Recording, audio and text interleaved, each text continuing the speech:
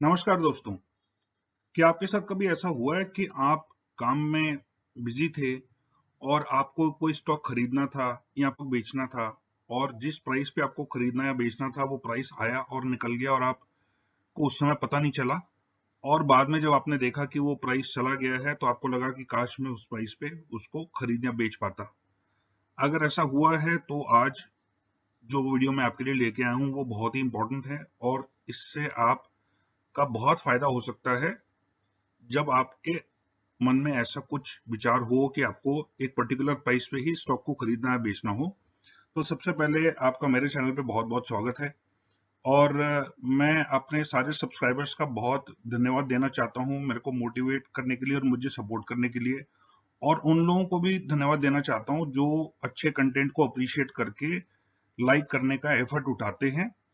और इसी बात के साथ चलिए वीडियो को शुरू करते हैं। तो सबसे पहले आपको ये बता दूं कि होता क्या है जीटीसी। जीटीसी एक ऐसा फीचर है जो आपके प्राइस को सेफगार्ड करता है, चाहे आप बाय करना चाहें चाहे सेल करना चाहें। और जीटीसी स्टैंड करता है गुड टिल कैंसिल्ड के लिए। तो इसको किसी अलग नाम से भी जाना जाता है कई ब्रोकर्स के पास में, जो उसको जीटीसी की जगह जीटीटी बुलाते हैं, जिसका मतलब होता है गुड टिल ट्रिगर्ड, यानी कि जब तक वो प्राइस ट्रिगर नहीं हो जाता तब तक पेंडिंग में पड़ा रहेगा, वो एक्सपायर नहीं होगा। तो इसके बारे में कुछ और जानते हैं, उनके ऑर्डर्स के बेनिफिट क्या होते हैं।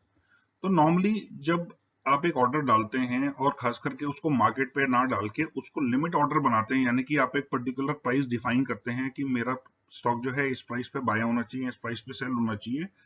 तो नॉर्मल ऑर्डर्स में वो ऑर्डर जो है वो एंड ऑफ डे तक अगर फुलफिल नहीं होता है तो वो कैंसिल हो जाता है अपने आप ही, वो कैरी फॉरवर्ड नहीं होता। लेकिन अगर ये वाला ऑर्डर आप प्लेस करेंगे जीटीसी,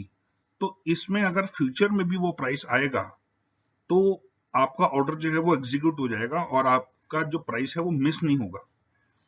और ये क्यों होता है? क्योंकि कई बार हम काम में बिजी होते हैं, चाहे हम ऑफिस में हों चाहे हमारा बिजनेस हो, या हम कई बार फुल टाइम ट्रेडिंग में या स्टॉक मार्केट्स में ही हमारा कैरियर होता है। तो ऐसे में भी हम कई बार जब काम में बिजी होते हैं या किसी और स्टॉक का प्राइस देख रहे होते हैं तो सडनली जो प्राइस हमें चाहिए होता है वो आके निकल जाता है और हमें पता भी नहीं चलता, और हम उस मौके का, उस इंस्टेंस का, उस समय का फायदा नहीं उठा पाते और हमारा वो प्राइस रह जाता है। तो ये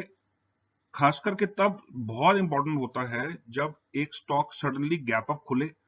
और उसके बाद गैप अप क्या खुलने के बाद स्टॉक्स में कई बार क्या होता है, ऊपर तो खुल जाता है और वो प्राइस भी आपका मीट हो जाता है खुलते ही, लेकिन उसके बाद वो पूरा दिन नीचे आता रहता है। तो आपका प्राइस कुछ सेकंड्स के लिए आया या कुछ मिनट के लिए आया और अगर आपने उस समय ध्यान नहीं दे पाया, आपको पता नहीं चला, तो उसके बाद वो प्राइस नीचे आता जाएगा और आप उस स्टॉक को उस प्राइस पे बेच नहीं पाएंगे। या कई बार क्या होता है, जो प्राइस हमें चाहिए होता है वो सडनली गैप डाउन खुलता है वो स्टॉक और वो प्राइस अचीव हो जाता है, लेकिन क्योंकि हमें उस समय पता नहीं चलता तो हमसे वो प्राइस उस समय भी मिस हो जाता है। या कई बार इंट्राडे बेसिस पे भी वो प्राइस सडनली एकदम से आ जाता है कुछ सेकंड्स के लिए, कुछ मोमेंट्स के लिए, और हम उस समय भी उसका फायदा नहीं उठा पाते। लेकिन अगर ये हमारा ऑर्डर पहले से डला हुआ हो तो हमें सोचने की जरूरत नहीं पड़ेगी, ऑटोमेटिकली सिस्टम उस प्राइस को ऑनर करके हमारा वो स्टॉक खरीद या बेच देगा उस प्राइस पे।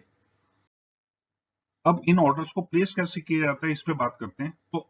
जैसे अगर आप बाय करना चाहते हैं एक स्टॉक को तो आप नॉर्मली जैसे ऑर्डर प्लेस करते हैं बाइंग का वैसे ही प्लेस करेंगे, लेकिन वैलिडिटी जब आप चुनेंगे या type of order, depending on आप किस ब्रोकर का सिस्टम यूज कर रहे हैं उसमें टाइप ऑफ ऑर्डर में भी हो सकता है, उसमें वैलिडिटी में भी हो सकता है। तो वैलिडिटी में आप जीटीसी या जीटीटी ऑर्डर सेलेक्ट करेंगे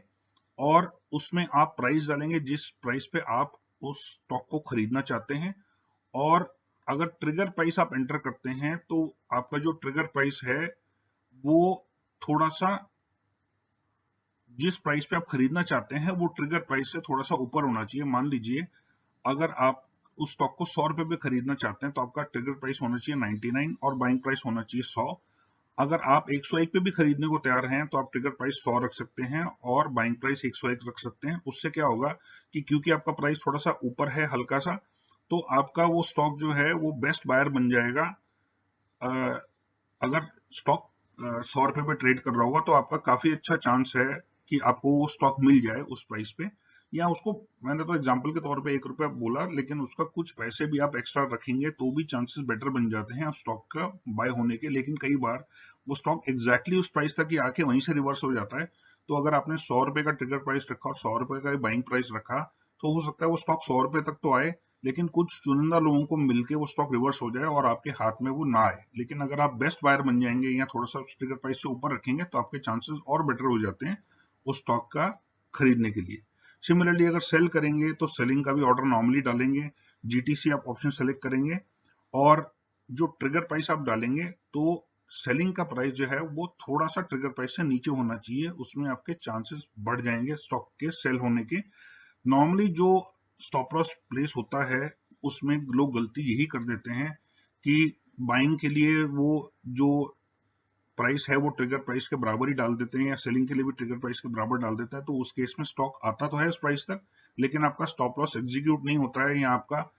during the day intra day भी अगर आप एक ऑर्डर डाल रहे हैं तो वो भी इसलिए ट्रिगर नहीं होता है। अगर वो प्राइस अचीव हो भी जाए, एग्जैक्टली वो प्राइस अगर उससे ऊपर या नीचे जाता है तो आपका ऑर्डर एग्जीक्यूट हो सकता है, लेकिन अगर एग्जैक्टली उसी प्राइस तक स्टॉक आएगा तो कई बार चांसेस ये हैं कि आपका प्राइस रह सकता है, क्योंकि जो आपसे लाइन में पहले ऑर्डर जिनके लगे हुए थे उनका एग्जीक्यूट हो गया, लेकिन डिमांड या सप्लाई इतनी ज्यादा नहीं थी कि आपका ऑर्डर एग्जीक्यूट होता, तो उससे पहले ही प्राइस रिवर्स हो जाता है और आपका ऑर्डर रह जाता है। अब इसमें हम नोट करने वाले पॉइंट्स क्या हैं, इनकी बात कर लेते हैं। तो कुछ ब्रोकर जो हैं वो इनडेफिनेटली स्टॉक के ऑर्डर को ओपन नहीं रखते, उस जीटीसी ऑर्डर को, वो इसलिए क्योंकि कई बार वो प्राइस इतने लंबे समय तक अचीव नहीं होता है, तो कई बार लोगों के ध्यान से निकल जाता है कि हमने ऑर्डर कभी लगा के रखा था, और सडनली अगर वो कुछ महीनों बाद अगर वो ऑर्डर एकदम से एग्जीक्यूट हो जाए तो आप वो अनअवेयर्स वो सरप्राइज कर देगा वो ऑर्डर। तो इसीलिए 30 दिन से लेकर 90 दिन तक नॉर्मली जो है ब्रोकर्स वो उसको ओपन रखते हैं, ताकि आपके ध्यान में जब तक रहे तब तक भी वो एग्जीक्यूट हो जाए तो अच्छा है। अदरवाइज अगर आपको फिर भी खरीदना है तो वो आप ऑर्डर दोबारा से डाल सकते हैं अगर वो ऑर्डर एक्सपायर हो चुका है ब्रोकर के एंड पे। लेकिन मेरा सजेशन ये है कि अगर आप ऐसा ऑर्डर डालें तो उसको समय समय पर रिव्यू करते रहें। और दूसरा पॉइंट ये है कि आप उसको रिव्यू एक और कारण से भी आपको करना चाहिए, सिर्फ याद रहे इसलिए नहीं। उसका रीजन ये है कि मान लीजिए एक स्टॉक आपने 100 रुपए पे खरीदने के लिए डाला, जिसका प्राइस अभी 150 चल रहा है। आपको लग रहा है कि 100 रुपए पे ये मुझे स्टॉक अच्छा लगेगा और मैं इसको 100 रुपए पे खरीदने के लिए तैयार हूँ, लेकिन वो प्राइस जो है वो कुछ महीनों तक नहीं आया, और सडनली पता चला कि जो क्वार्टरली रिजल्ट्स आए उसके, उसमें स्टॉक के फंडामेंटल्स खराब हो गए, या ड्यूरिंग दिस टाइम कोई उसमें ऐसी नेगेटिव न्यूज आ गई जिसकी वजह से वो अब स्टॉक 50 रुपए तक भी जा सकता है। तो ऐसे स्टॉक को आप 100 रुपए में क्यों खरीदेंगे, तो आप उसकी जो बाइंग प्राइस है उसको डाउनवर्ड रिवाइज कर देंगे, तो इसलिए भी रिव्यू करना इंपॉर्टेंट है। या अगर वो बहुत अच्छे कोई न्यूज आ जाती है उस स्टॉक में और वो अब आपको ऐसा लगता है कि 100 रुपए का प्राइस कभी आएगा ही नहीं, अगर आएगा भी तो 150 से गिर के वो 140 तक या 125 रुपए तक ही जाएगा। तो ऐसे में क्योंकि आपको वो स्टॉक कभी 100 रुपए में शायद मिलेगा ही नहीं, तो आपको अपना प्राइस जो है वो अपवर्ड रिवाइज करना चाहिए। सिमिलरली अगर अगर आप सेल करना चाहते थे तो हो सकता है वो स्टॉक की जो डेवलपमेंट है वो इतनी अच्छी हो कि वो आपके प्राइस जो आपने लगाया हुआ है उससे कहीं ज्यादा ऊपर और चला जाए, तो इसलिए आपको उसको भी रिव्यू करना चाहिए। और सिमिलरली अगर उसमें कुछ बहुत खराब न्यूज आ गई तो हो सकता है वो करंट प्राइस से ही नीचे गिरना शुरू हो जाए, या अगर ऊपर जाना भी था तो बहुत ज्यादा ऊपर ना जाए, जितना आप एक्सपेक्ट कर रहे थे उतना ऊपर ना जाए, और उससे पहले ही रिवर्सल उसका शुरू हो जाए, तो आपको उस केस में आपका जो प्राइस है वो डाउनवर्ड रिवाइज करना पड़ेगा। तो दोनों तरीके से ही आपका प्राइस अपवर्ड या डाउनवर्ड रिवाइज हो सकता है, चाहे आप बाय करना चाहते थे चाहे सेल करना चाहते थे। तो इसके लिए रेगुलरली उन ऑर्डर्स को रिव्यू करना भी उतना ही जरूरी है जितना प्लेस करना। और thank you so much for watching this video. और अगर आपको ये इन्फॉर्मेशन पसंद आई हो और आपको अच्छी लगी हो या आपको पहले से नहीं पता थी, ये आपके लिए एकदम नई चीज है, तो इसको लाइक कीजिए वीडियो को, और इसको अपने दोस्तों और फैमिली मेंबर्स के साथ शेयर करिए। और ये भी कमेंट्स में बताइएगा कि क्या आप इस फीचर के बारे में आपको पहले से ही मालूम था, या आप इस फीचर को पहले से यूज कर रहे थे। क्या आपका ब्रोकर ये फैसिलिटी देता भी है, क्योंकि सारे ब्रोकर ये फैसिलिटी नहीं देते हैं। ताकि अगर आपको किसी और पर्टिकुलर टॉपिक पे वीडियो देखना है तो वो भी मुझे कमेंट्स में सजेस्ट करिए। अगर आप अभी तक मेरे सब्सक्राइबर नहीं हैं तो चैनल को सब्सक्राइब करिए और बेल नोटिफिकेशन को ऑन करिए, ताकि आपको मेरे आने वाले वीडियोस की भी नोटिफिकेशन मिलते रहें। And thank you so much for watching once again, and take care and God bless.